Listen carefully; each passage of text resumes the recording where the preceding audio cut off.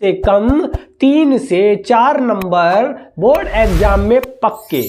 आप स्टैंप लगा सकते हैं कम से कम। राधे जय श्री राम। मैं मोनू शर्मा और मोहित शर्मा आज आप लोगों के सामने एक नए टॉपिक के साथ, जो कि आप लोगों के बोर्ड एग्जाम के लिए बहुत ही ज़्यादा फायदेमंद है।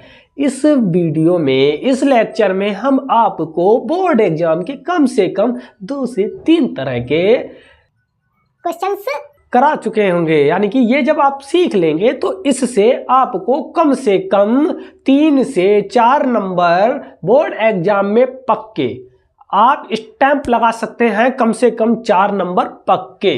ठीक है, इस तरह से हम क्या करेंगे, आप लोगों को थोड़ा थोड़ा बारी बारी से एक एक दो दो करके वीडियो में, ठीक है, क्योंकि अब हमने बंद किया है तो उसके बाद बहुत समय बाद शुरू किया है तो शॉर्टेज है, कंटेंट ज़्यादा है, वीडियोस कम बना सकते हैं, क्योंकि हमें बोर्ड एग्जाम तक आपको बहुत ही ज़्यादा फ़ायदा पहुंचाना है, आप लोगों को फ़ायदा हो, इसलिए यही हम बना रहे हैं। तो उसी हिसाब से हम क्या कर रहे हैं, टॉपिक बाई टॉपिक करा रहे हैं। सब क्वेश्चंस कराना मुमकिन है, नामुमकिन है, तो हम क्या करेंगे, कठिन कठिन क्वेश्चंस कराएंगे और इसमें हम आपको वही कराएंगे जो आप लोगों के बोर्ड एग्जाम में बहुत, यानी कि आ ही रहा है।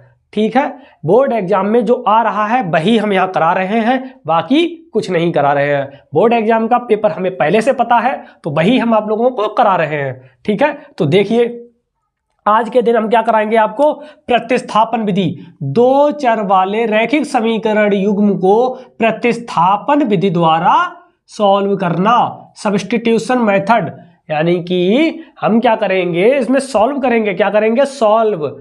ठीक है, 2 इक्वेशंस हैं हमारे पास, कौन कौन सी होंगी, एक 2 चर वाली रैखिक समीकरण युग्म होंगे और उनको हम प्रतिस्थापन विधि द्वारा सॉल्व करेंगे। पहले एक ग्राफीय विधि बता चुके हैं, उसके बाद प्रतिस्थापन विधि बता रहे हैं, कल हम आपको विलोपन विधि बताएंगे। तो प्रतिस्थापन विधि में 2 समीकरण दिए होंगे, तो दोनों समीकरण जैसे कि हमने मान लिया x + y बराबर 1 5 और एक x माइनस का y बराबर 2, इस तरह से सरल 2 हमने इक्वेशन कोई भी अपनी तरफ से मान ली है। ठीक, प्रतिस्थापन विधि नाम से भी पता चल रहा है, प्रतिस्थापन को इंग्लिश में कहते हैं सब्स्टिट्यूशन। सब्स्टिट्यूशन का मतलब होता है जगह का बदलना, यानी कि प्रतिस्थापन, स्थापन यानी कि स्थापना होना, बदलना, प्रति माने होता है ए अपोजिट, यानी कि एक दूसरे की जगह को बदलना, क्या कहलाता है, प्रतिस्थापन विधि कहलाता है। तो इसमें ही हम ये करेंगे, इसमें क्या करेंगे हम, चाहे 1 से, चाहे हमारा समीकरण 1 से, चाहे समीकरण 2 से, या समीकरण 1 से या समीकरण दूसरे से, सीधी सी बात है, समीकरण 1 से या समीकरण दूसरे से हम x का या y का मान निकाल के दूसरे में रखेंगे। जैसे देखो, हमने अगर 1 से निकाला है x का मान तो दूसरे में रखेंगे, या क्या कह सकते हैं कि अगर हमने समीकरण 1 से y का मान निकाला है तब भी हम किस में रखेंगे, दूसरे में। ठीक, अगर हम समीकरण 2 से x का मान निकाल रहे हैं तो किस में रखेंगे, 1 में। अगर हमने समीकरण 2 से y का मान निकाला है तो किस में रखेंगे, 1 में। सीधी सी बात है, अगर हम इससे वैल्यू निकालते हैं तो 2 में रखेंगे और 2 से निकालते हैं तो 1 में रखेंगे। 1 से निकालेंगे तो 2 में, 2 से निकाला तो 1 में। ठीक, अगर हमने क्या किया है कि बाय चांस अगर 1 से निकाला और 1 में ही रख दिया है, यानी कि x की वैल्यू हमने 1 से निकाली और 1 में ही रख दें, तो आपका जो सवाल होगा वो पूर्ण रूप से गलत हो जाएगा, बेकार हो जाएगा, इसलिए उस तरह से नहीं करना। ठीक है, तो आप क्या करेंगे, समीकरण किसी भी 1 से निकालेंगे। तो मान लीजिए हमने निकाला है समीकरण 2 से निकाल ले रहे हैं। ठीक, समीकरण 2 से क्या निकाल रहे हैं हम, x की वैल्यू निकाल रहे हैं, क्योंकि यहाँ से सरल पड़ रहा है और वही देखेंगे जो हमें सरल पड़ेगा।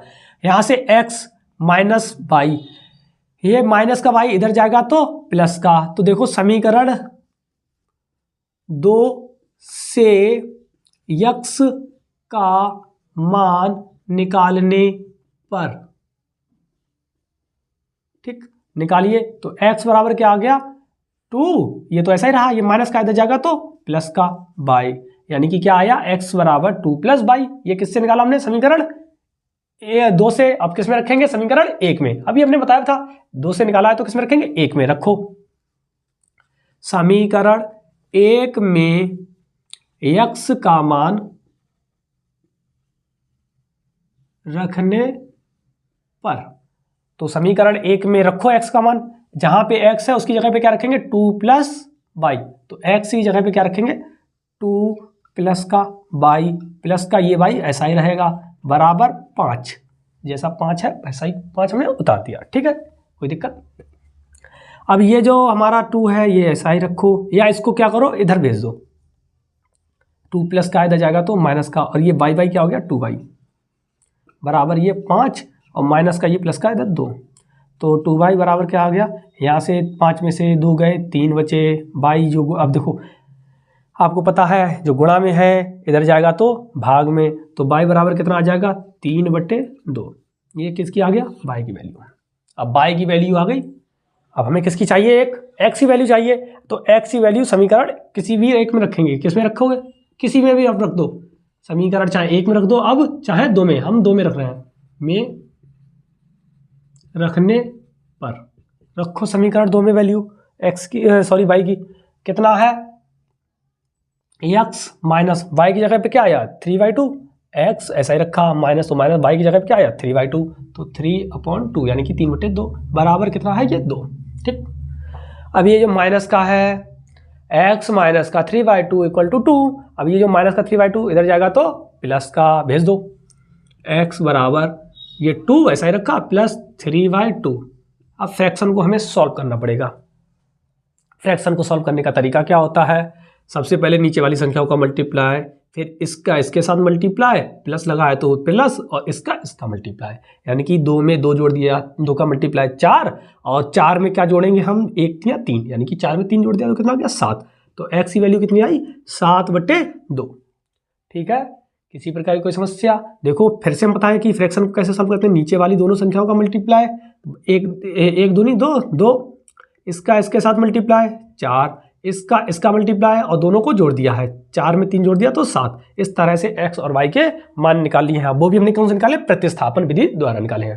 ठीक, ऐसे ही आप लोगों को सवाल करना होगा, एक सवाल करके दिखा, ठीक है, आप लोग कमेंट बॉक्स में लिखें और सवाल करके दिखाएं। देखिए हम अपनी तरफ से बता रहे हैं x प्लस वाई बराबर 6 है, और दूसरा यानी कि दूसरा एक समीकरण है, दूसरा इसका समीकरण हमने मान लिया ये, ठीक है 7, यानी कि पहला क्या है 3x प्लस वाई बराबर 6 और x प्लस वाई बराबर 7।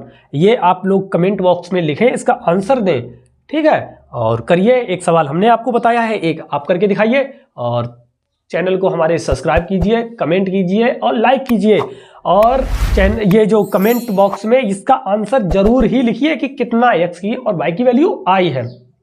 ठीक है, तो तब तक के लिए आप लोगों से हम विदा चाहते हैं, तो राधे राधे, जय श्री राम।